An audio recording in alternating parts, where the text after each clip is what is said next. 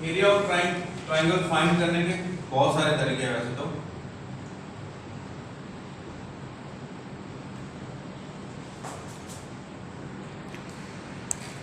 Area of triangle किस किस तरह से हम लोग फाइंड कर सकते हैं, अगर सभी साइड की लेंथ गिवन हो तो हेरॉन्स फार्मूला से एरिया ऑफ ट्राइंगल फाइंड करते हैं। बेस और उसकी परपेंडिकुलर हाइट गिवन हो तो हाफ बेस और हाइट से फाइंड करते हैं। दो साइड और उनके बीच का एंगल गिवन हो तो हाफ ए बी साइन सी उससे फाइंड करते हैं।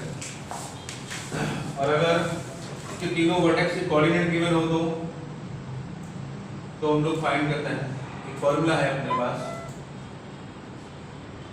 x2, y2, x3, y3। तो ट्राइंगल का formula del equal to half y1 x2 minus x3 plus y2 x3 minus x1 plus y3 x1 minus x2। या फिर आप इसको ऐसे भी लिख सकते हैं half x1 y2 minus y3 plus x2 y3 minus y1 और plus x3 y1 minus y2। अब ये फॉर्मूला आप लोग 10th क्लास में डिराइव कर चुके हैं, ठीक है। ये फॉर्मूले का डेरिवेशन आप लोगों ने 10th क्लास में देखा। अब इसी को मैं अगर इस फॉर्म में लिखूं तो डिटरमिनेंट में कैसे लिखते हैं, अगर मैं इसको ऐसा बनाऊं del equals to 1/2 x1 y1 1 x2 y2 1 and x3 y3 1, ठीक है। तो अब देखिए क्या होगा, इसको एक्सपांड करो तो क्या मिलेगा 1/2 x1 ये x1 y2 minus y3 y2 minus y3 plus ये sorry minus y1 minus y1 ये रो और कॉलम तो x2 minus x3 minus x3 plus 1 ये 1 ये बन जाएगा x2 y3 minus y2 x3 x2 y3 minus y2 x3। फिर इसको मैं क्या लिख सकता हूँ 1/2। अब देखिए ये तो है आपका x1 into y2 minus y3 minus इन दोनों का प्रोडक्ट y1 x2 इन दोनों का प्रोडक्ट प्लस y1 x3 ये है प्लस x2 y3 और माइनस y2 x3, ठीक है। फिर इसको मैं क्या लिख सकता हूँ डेल इक्वल टू 1/2।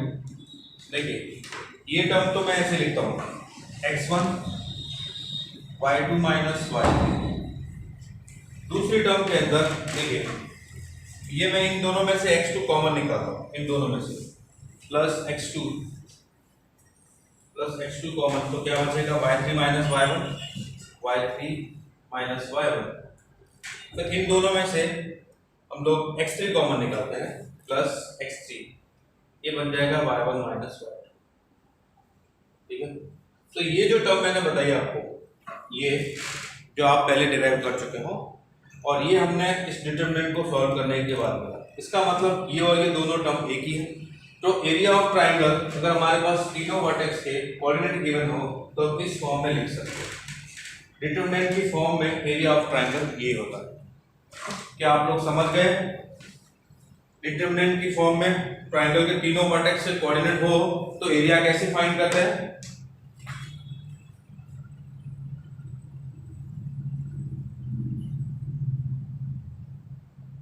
ठीक है, चलिए फिर आप स्क्रीनशॉट ले लीजिए इसका। स्क्रीनशॉट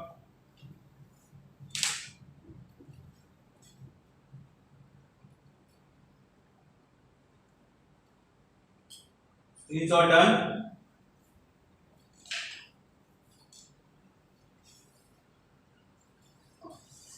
देखिए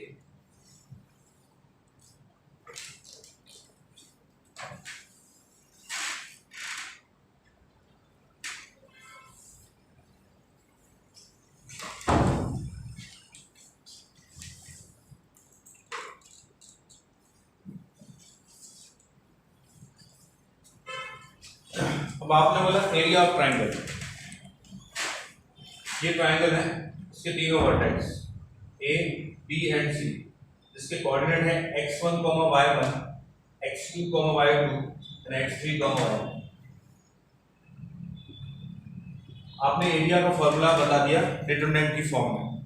अब मैं बोलता हूं कि 3 पॉइंट है, 3 पॉइंट है, ये एक ही लाइन है, ए जिसके कोऑर्डिनेट है x1, y1, दूसरा बी जिसके कोऑर्डिनेट है x2, y2 एंड सी जिसके कोऑर्डिनेट है x3, y3। तो तीनों पॉइंट कोलिनियर होंगे तो उसकी क्या कंडीशन होगी? देखिए आपको ये बात पता है कि 3 पॉइंट अगर कोलिनियर है तो उनसे कभी भी ट्राइंगल नहीं बन सकता। सिर्फ एक ही कंडीशन ऐसी होती है कि 3 पॉइंट से ट्राइंगल नहीं बने, जब तीनों कोलिनियर हो। तो अगर ये तीनों पॉइंट कोलिनियर है तो इनसे ट्राइंगल बनेगा नहीं, और ट्राइंगल बनेगा नहीं तो ट्राइंगल का एरिया 0। अगर हम जबरदस्ती बनाने की कोशिश करें कि नहीं मैं तो इन तीनों पॉइंट से ट्राइंगल बनाऊंगा ही, तो उसका एरिया 0 आएगा, क्योंकि ट्राइंगल बनेगा ही नहीं। तो इफ 3 पॉइंट्स आर कोलिनियर, इफ 3 points A, B, C are collinear,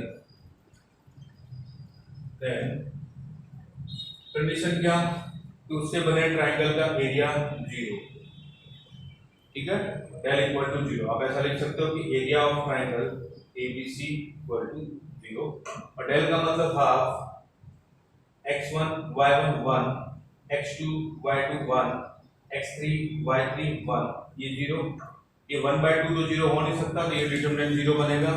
तो क्या मिलेगा आपको?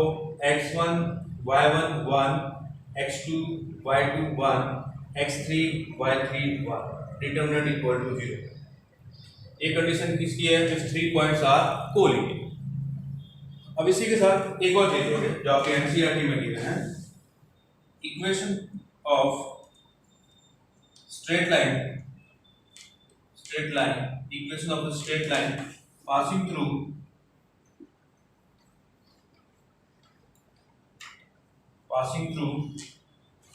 two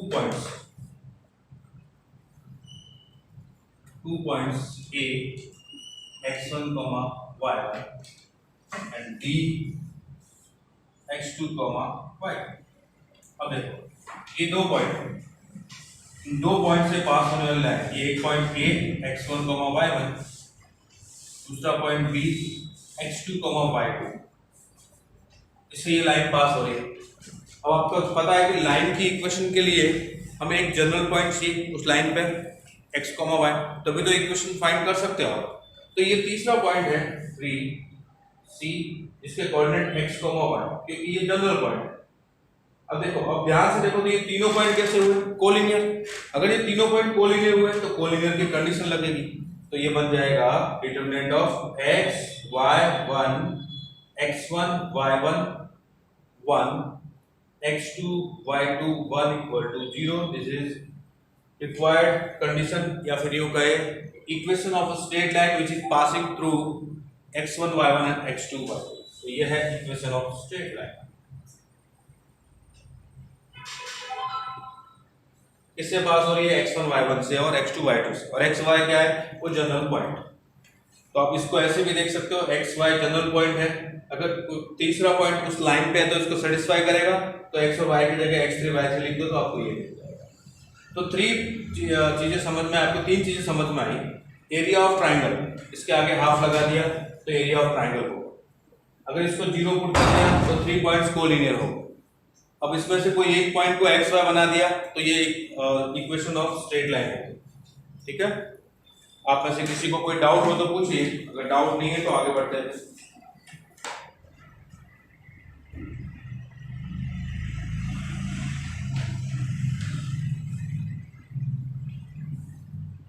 no doubt? आप में से किसी को कुछ डाउट है?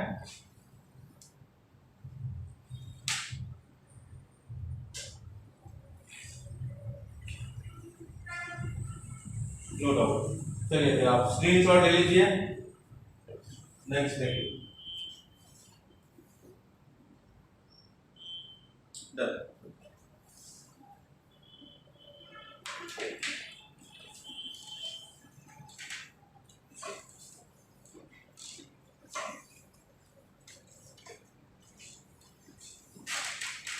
देखो डिटरमिनेंट की वैल्यू जो है वो पॉजिटिव और नेगेटिव कुछ भी हो सकती है। डिटरमिनेंट की वैल्यू पॉजिटिव भी हो सकती है, जीरो भी हो सकती है और नेगेटिव भी हो सकती है। लेकिन जब हम एरिया फाइंड करने जाएंगे तो जो भी वैल्यू नेगेटिव आएगी उसको आप पॉजिटिव बना देंगे, ठीक है, सिर्फ एब्सोल्यूट वैल्यू लेंगे क्योंकि एरिया नेगेटिव होता है। तो ठीक वैसे ही आप तीन चीजें ध्यान से सुनना। फर्स्ट, अगर आप एरिया फाइंड करने जा रहे हो तो डिटरमिनेंट की जो भी वैल्यू आए उसको पॉजिटिव बनाओ। दूसरा, इन केस अगर आपको कोई 3 पॉइंट्स गिवन है और एरिया गिवन है, उन 3 पॉइंट्स में से किसी भी एक कोऑर्डिनेट की, कोई भी एक पॉइंट के कोऑर्डिनेट है उसमें x या y कोऑर्डिनेट को k या p कुछ नाम दे दिया और वो आपको फाइंड करना है और एरिया गिवन है, उस केस में आप एरिया को प्लस माइनस दोनों ले सकते हो, ठीक है, क्योंकि हमें नहीं पता इस डिटरमिनेंट की वैल्यू क्या आई होगी प्लस माइनस, जिसको हमने प्लस बना दिया है, तो उस केस में आपको प्लस और माइनस दोनों वैल्यू लेंगे, तो दो वैल्यू आएगी। फॉर एग्जांपल देखिए,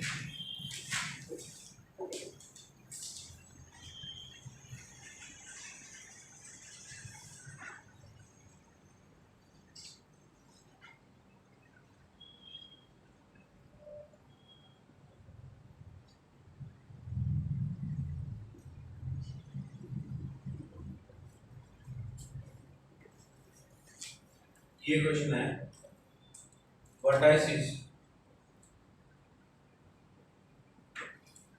of a triangle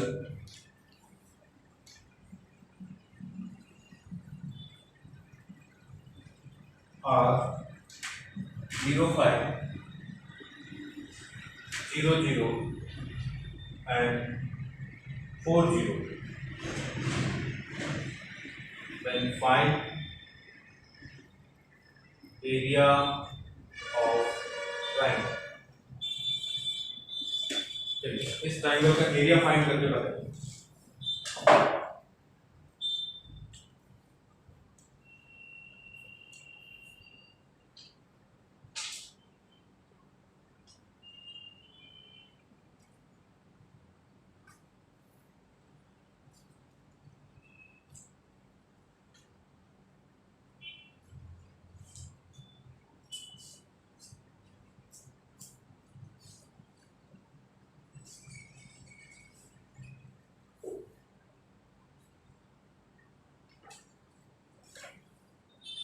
हाँ, राज फाइंड कर लिया, प्रीत ने भी फाइंड कर लिया, रोहन ने भी फाइंड कर लिया, शादिया ने फाइंड किया। रोहन और राज, आप लोग एक बार फिर से चेक करो आपने कोई मिस्टेक तो नहीं की।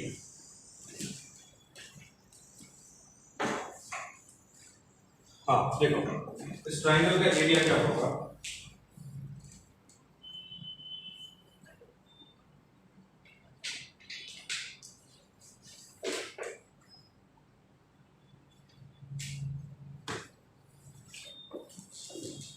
एरिया L 1/2 0, 5, 1 0, 0, 1 and 4, 0, 1, ये बन गया 1/2।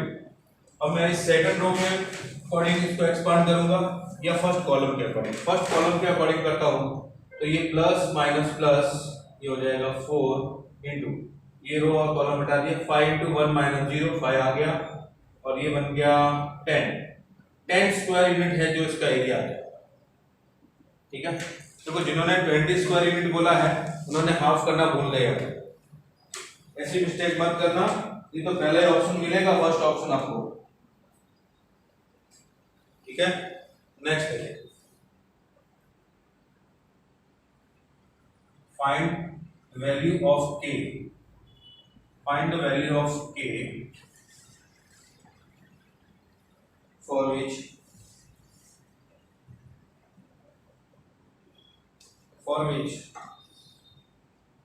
1132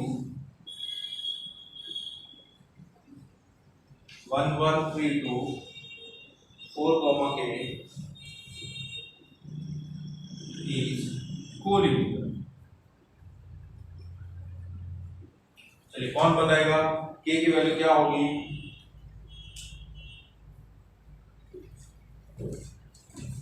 कंडीशन में आपको बता चुका हूं,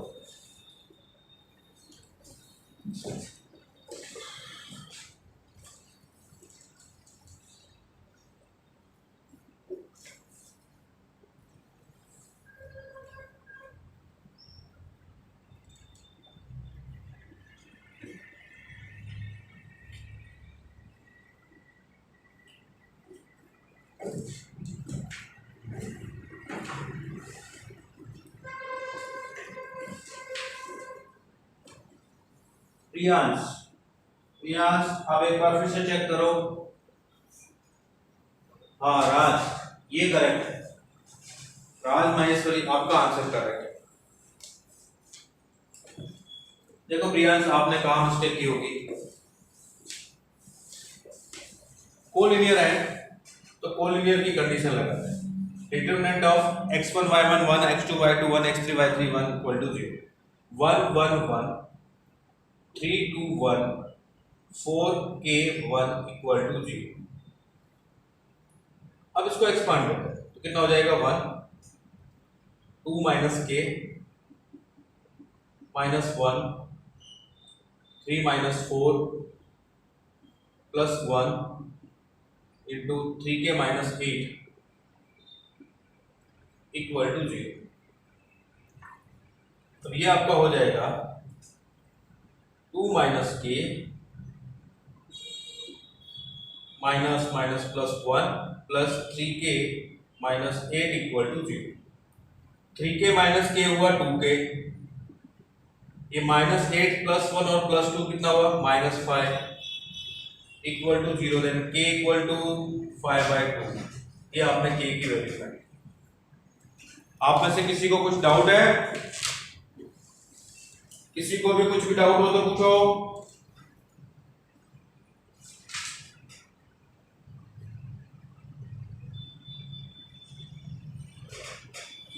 नो डाउट। चलिए नेक्स्ट वाला क्वेश्चन करके बताइए। If area of a triangle is 25 square unit is 25 square unit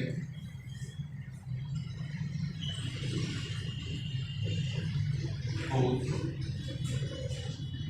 vertex are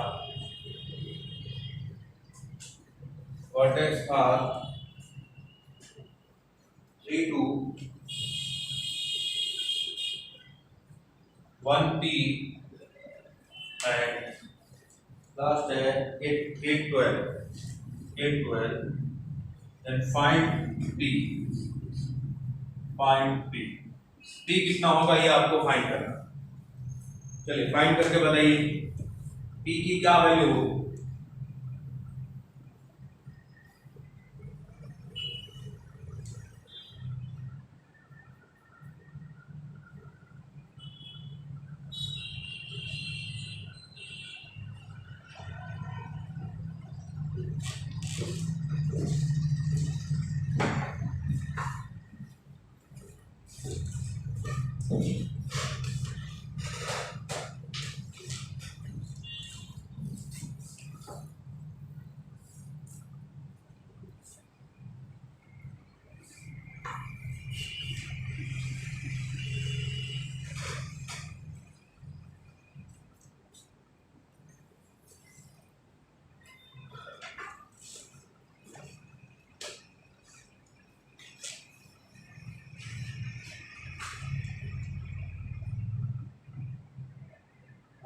राज ने बताया, प्रियांश ने बताया, शादिया ने बताया।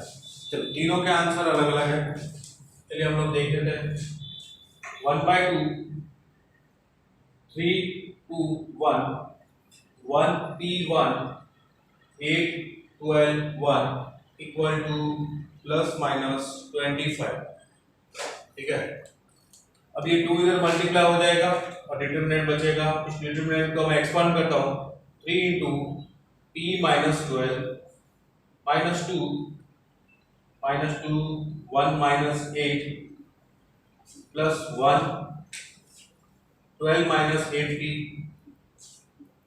Equal two plus minus 50। अब ये कितना हुआ 3p और ये minus 8p। 3p minus 8p minus 5p, ये माइनस 36 ये कितना हुआ माइनस 7 इंटू 2 प्लस 14, ये कितना हो जाएगा plus 12 equal two plus minus 50। Minus 5p minus 36 और ये 12 माइनस 24 और 14 माइनस 24 14 तो माइनस 10 हुआ। Equal two plus minus 5। ठीक है, अब देखिए एक बार प्लस और एक बार माइनस। मैं बोलता हूँ एक बार plus -5p minus 10 equal to 50, तो आपको क्या मिलेगा -5p equal to 60, then p equal to minus of 12। दिया शार्प, वेरी गुड, आपका आंसर बिल्कुल करेक्ट। अगर हम माइनस लेके चले तो -5p minus 10 equal to minus of 50, ये हो जाएगा -5p equal to -40, then p equal to 8। p की दो वैल्यू मिलेगी -12 और 8। ठीक है, विश्वा वेरी गुड, देवर्ष बहुत बढ़िया, रीड वेरी गुड।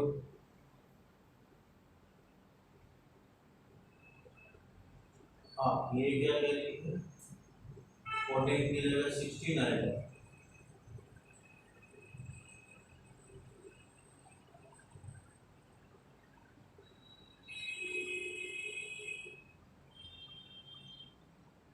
शायद ये 14 की जगह 60, अच्छा मैंने कहा मिस्टेक, 14 नहीं बेटा, 1 माइनस 8 है तो -7 इंटू -2 प्लस 14 ही आएगा।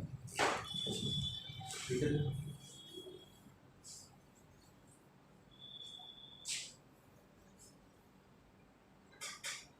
अब समझ गए सब लोग?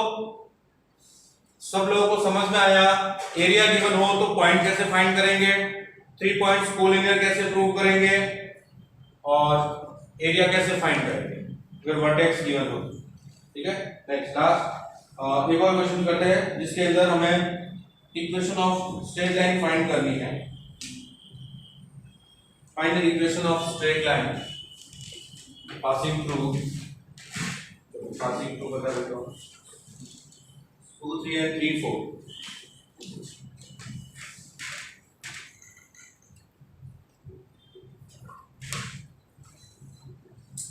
Find equation of straight line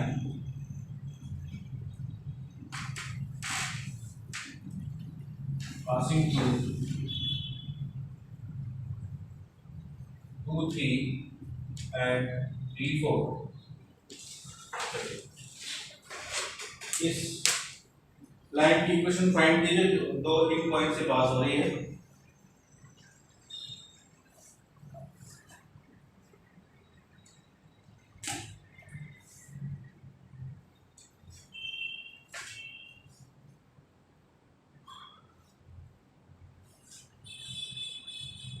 Rohan, Nemi, Devarsh, Sonam विश्वा, राहुल देव, फॉरम, बस इतने लोग ही आंसर क्यों दे रहे हैं, बाकी लोग आंसर क्यों नहीं दे रहे?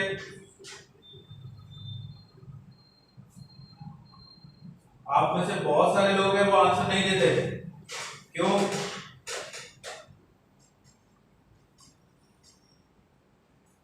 ऋषा, आपका भी आंसर नहीं आ रहा। Reema, Kevin, Ruby, Ellie Patel, ये आप लोग आंसर क्यों नहीं दे रहे? मैंने कुछ का नाम लिया लेकिन सबको बोल रहा हूं, सिर्फ 2 3 बच्चों को नहीं देना है कि उनको ही एग्जाम देना है। 30 में से 6 7 बच्चे आंसर देते, मैक्सिमम 10, बाकी 20 लोग क्यों नहीं?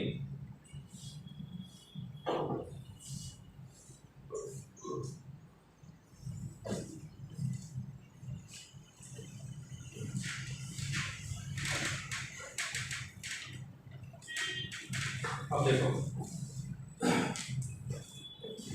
वैसे तो आप इस फॉर्म से भी इसको कर सकते हो, y minus y1 equal to y2 minus y1 for x2 minus x1 और x माइनस x। अब ये फॉर्मूला कहूं या फिर ये,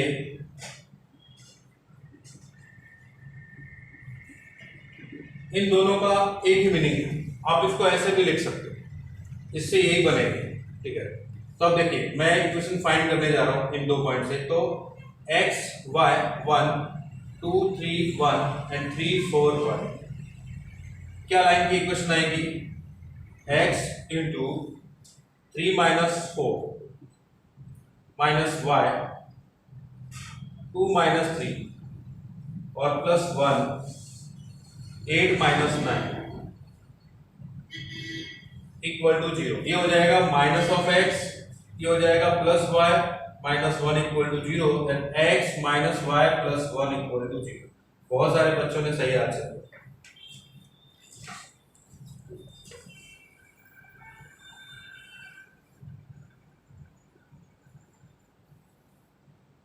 हाँ, कल से तो स्कूल शुरू हो जाएगी। चलो फिर स्कूल में आपको हर क्वेश्चन का आंसर देना पड़ेगा फिर।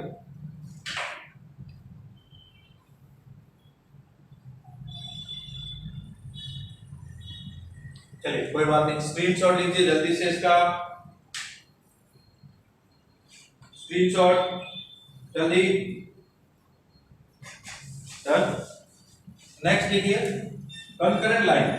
कंकरेंट लाइन का मतलब होता है कि थ्री लाइन है वो एक ही पॉइंट से पास हो रही है। थ्री लाइन एक ही पॉइंट से पास, तो उसके दो तरीके होते हैं। अगर वो तीनों लाइन में से कोई भी दो या तीनों अगर पैरेलल है तो ये पॉसिबल नहीं है। ठीक है, कितने तरीके से हो सकता है? देखो आप लोग तो वैसे ये चीज पढ़ चुके हो, कंडीशन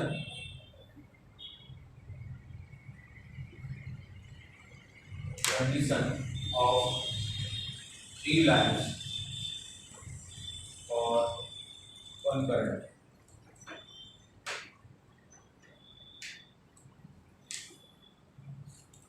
थ्री लाइन एक ही पॉइंट से पास हो रही है, कितने तरीके से हो सकता है? देखो, या तो ऐसे हो सकता है, ये थ्री लाइन है, एक ऐसे ऐसे पास हो, ठीक है, ऐसा पॉसिबल है।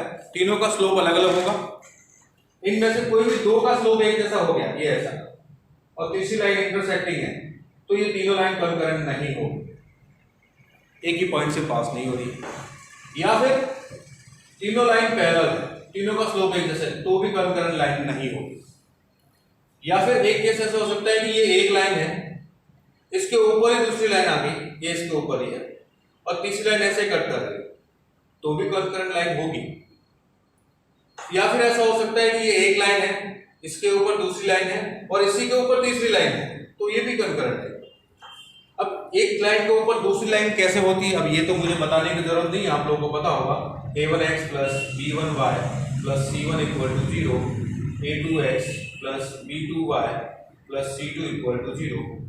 If both line are coincidence line, then a1 by a2 equal to b1 by b2 equal to c1 by c2।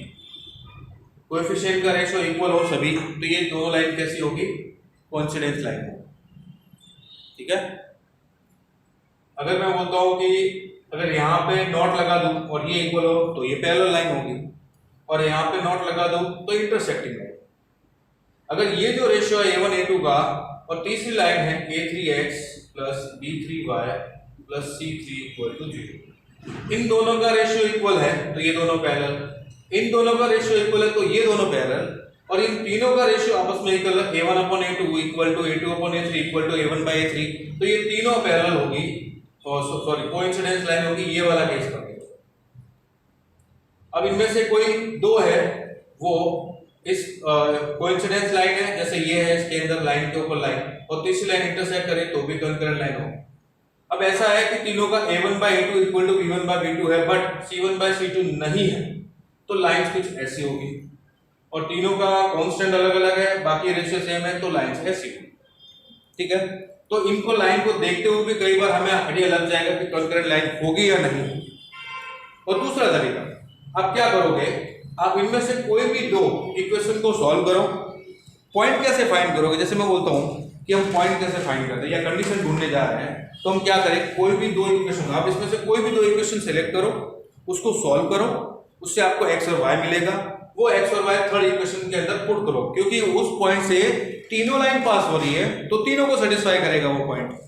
ठीक है, अब देखिए मैं इन दोनों को सॉल्व करता हूं। फर्स्ट दोनों लाइन को सॉल्व करता हूं। a1x plus b1y plus c1 equal to 0। दूसरी लाइन है a2x plus b2y plus c2 equal to 0। अब मैं क्या करता हूं सॉल्व करने के लिए, इसको मैं a2 से मल्टीप्लाई कर देता हूं पूरी इक्वेशन को, तो a2 a1x plus a2b1y plus a2c1 equal to 0। इसको मैं a1 से मल्टीप्लाई कर देता हूं पूरी इक्वेशन को। a1a2x plus a1b2y plus a1c2 equal to 0। अब ये लाइन को मैं यहां लिखता हूं, a1a2x plus a1b2y plus a1c2 equal to 0। इसमें से इसको सब्ट्रैक्ट करता हूं तो ये कैंसिल हो जाएगा, ये आ जाएगा a2b1 minus a1b2 into y equal to ये हो जाएगा a1c2 minus a2c1 and y equal to आ जाएगा a1c2 माइनस a2c1 और a2b1 माइनस a1b2। ये y आया, ठीक है। जैसे y आया वैसे ही x भी आ जाएगा। x क्या आ जाएगा, b1c2 माइनस b2c1 और a2b1 माइनस a1b2।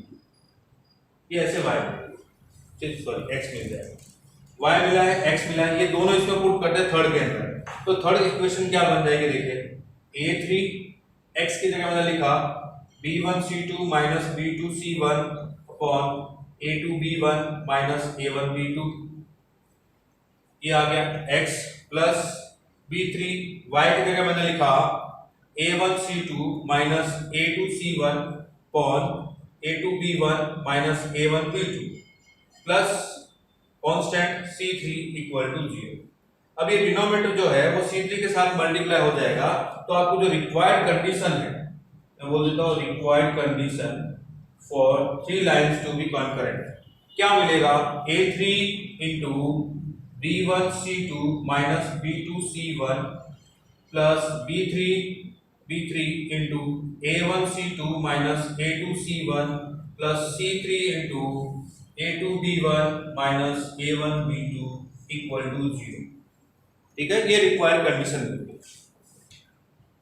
तो आप बोलोगे सर इतनी सारी बातें आपने क्यों करी, ये तो हम पहले छोटी क्लास में भी कर सकते थे, छोटी क्लास में भी की है 10th क्लास में। तो मैं इतनी सारी बातें आपको सिर्फ ये बताने के लिए करी है कि इस थ्री लाइंस आर कॉन्करेंट, ये तीनों लाइन कॉन्करेंट है, तो उसकी कंडीशन ये होती है इन तीनों के कोएफिशिएंट का एक डिटरमिनेंट बनाओ, a1 b1 c1 a2 b2 c2 a3 b3 c3 और उस डिटरमिनेंट की वैल्यू चेक करो 0 है या नहीं। अगर इस डिटरमिनेंट की वैल्यू 0 आ रही है तो ये तीनों लाइन कॉन्करेंट होगी। ये कैसे पता चला कि मैंने ये जो टर्म थी इसको मैंने ऐसे लिखा, ऐसे। आप ध्यान से देखो, जब आप इसको एक्सपांड करोगे तो आपको यही मिलेगा, और यही तो वो रिक्वायर्ड कंडीशन है जो हमने इतनी सारी कैलकुलेशन करने के बाद फाइंड की है कि अगर ये 0 हो तो क्या होगा, तीनों लाइन कॉन्करेंट। और मैंने डिटरमिनेंट की फॉर्म में ये बोला कि अगर आप इसको एक्सपांड करोगे तो ये मिलेगा। इसका मतलब रिक्वायर्ड कंडीशन डिटरमिनेंट की फॉर्म में क्या होगी, ये होगी। क्या ये बात समझ में आई आपको, समझ गए आप लोग? चलिए फिर स्क्रीनशॉट लीजिए और मैं कुछ क्वेश्चन लिखता हूं, आप लोग को सॉल्व करके बताइए।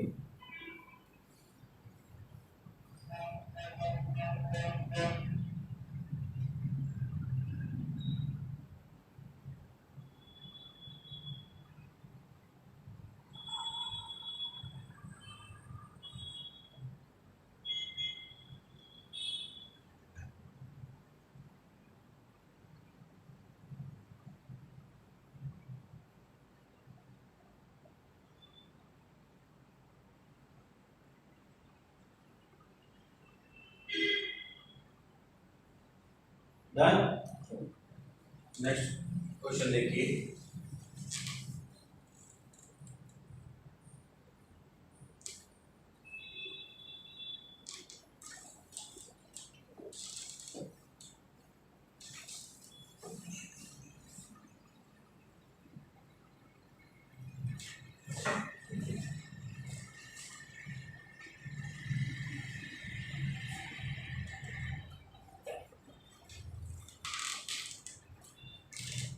नेक्स्ट क्वेश्चन है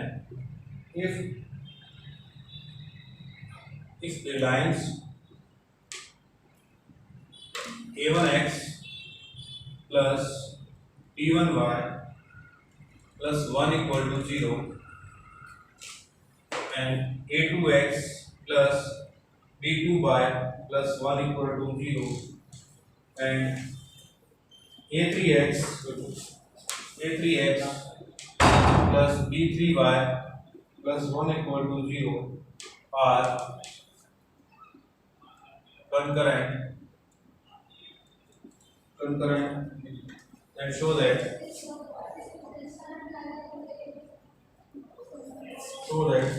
the points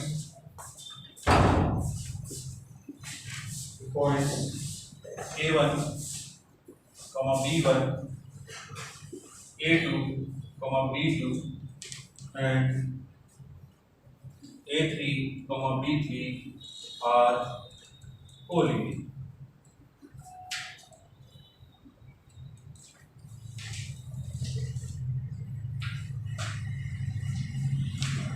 देखिए कैसे सॉल्व करें। ये आपको गिवन है कि ये तीनों लाइन है, ये कॉन्करेंट लाइन है, तो क्या कंडीशन होगी? कोएफिशिएंट से एक मैट्रिक्स बनाओ, a1 b1 1 a2 b2 1 a3 b3 1 equal to 0। ये कंडीशन होती है किसकी? ये थ्री लाइन, मैं इन थ्री लाइन की बात कर रहा हूँ, ये थ्री लाइन है, अगर कंकरेंट है तो ये कंडीशन होती है। अब दूसरी तरफ इसको देखें, इफ 3 पॉइंट्स a1 b1, दूसरा पॉइंट है a2 b2 and third point है a3 b3। ये तीनों ही पॉइंट अगर कोलिनियर है, तीनों ही पॉइंट कोलिनियर है तो डिटरमिनेंट या फिर इसकी कंडीशन क्या होती है? a1 b1 1 a2 b2 1 a3 b3 1 equal to 0। ये होती है। अब हमारे पास क्या है? ये गिवन था, ये हमको गिवन है, क्योंकि ये गिवन है कि थ्री लाइन से वो कंकरेंट है, तो उसकी कंडीशन ये है। अब इस कंडीशन के एक और चीज निकल के आई कि a1 b1 a2 b2 और a3 b3 पॉइंट्स कैसे होंगे? कोलिनियर, क्योंकि ये इसको सेटिस्फाई करते हैं, इसके कोलिनियर की कंडीशन को सेटिस्फाई करते हैं। ये प्रूव हो गया। चलिए आप इसको नोट कीजिए और नेक्स्ट वाला क्वेश्चन ये सॉल्व करके बताइए आप। नेक्स्ट है find the value of a, find the value of a for which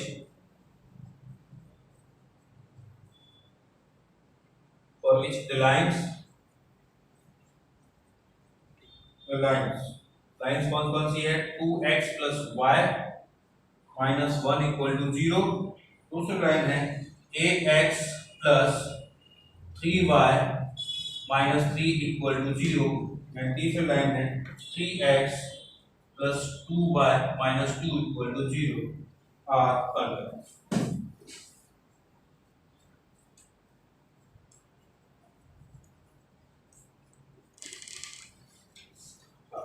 चलिए ये सॉल्व करके बताइए, a की वैल्यू फाइंड कीजिए।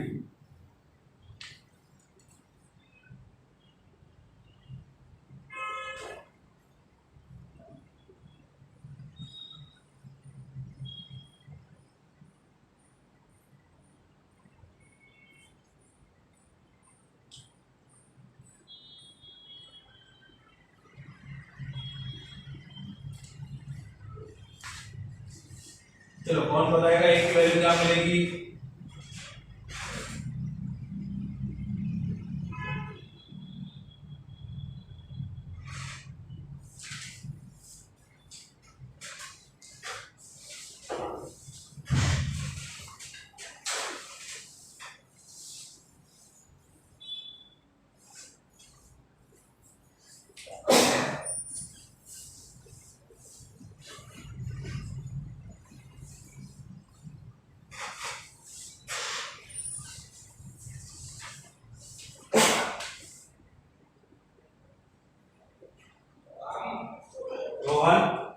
रोहन ने बताया।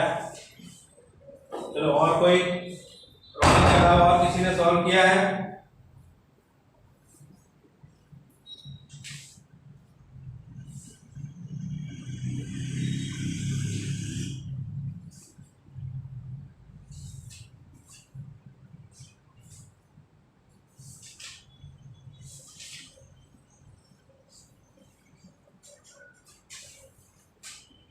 राज महेश्वरी गजबी आंसर दे दिया राहुल देव, स्टार केविन। और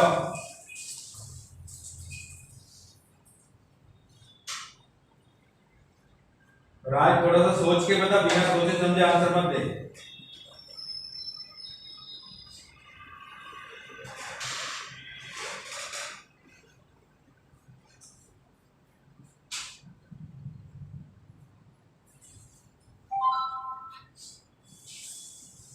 हाँ देखो, अगर मैं ऐसा कहूं कि राज के अलावा बाकी जितने भी लोगों ने आंसर दिया सबके सब सही है, तो सबके आंसर राइट है,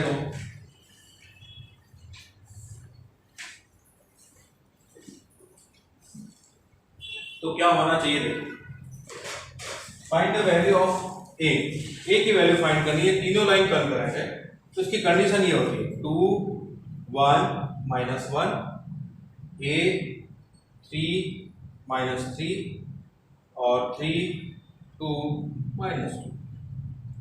ये क्या होना चाहिए? 0 होना चाहिए। अब ध्यान से देखो, अगर मैं इस थर्ड कॉलम में से माइनस बाहर निकालता हूं, ये माइनस बाहर है, ये माइनस इधर, उस माइनस को मैं इधर डिवाइड कर लेता हूं, 0 हो गया। अब देखो सेकंड कॉलम और थर्ड कॉलम दोनों एक जैसे हैं, तो इस डिटरमिनेंट की वैल्यू तो हमेशा 0 होगी, चाहे ये कुछ भी हो। इस डिटरमिनेंट की वैल्यू हमेशा 0 होगी, क्योंकि दोनों ही कॉलम 2 और कॉलम 3 दोनों आइडेंटिकल है, और ऐसा होने पर डिटरमिनेंट की वैल्यू क्या होती है? 0। तो a बिलोंग्स टू r, आप कुछ भी पुट करो, infinite many value, not defined नहीं, इनफाइनाइट मैनी वैल्यू,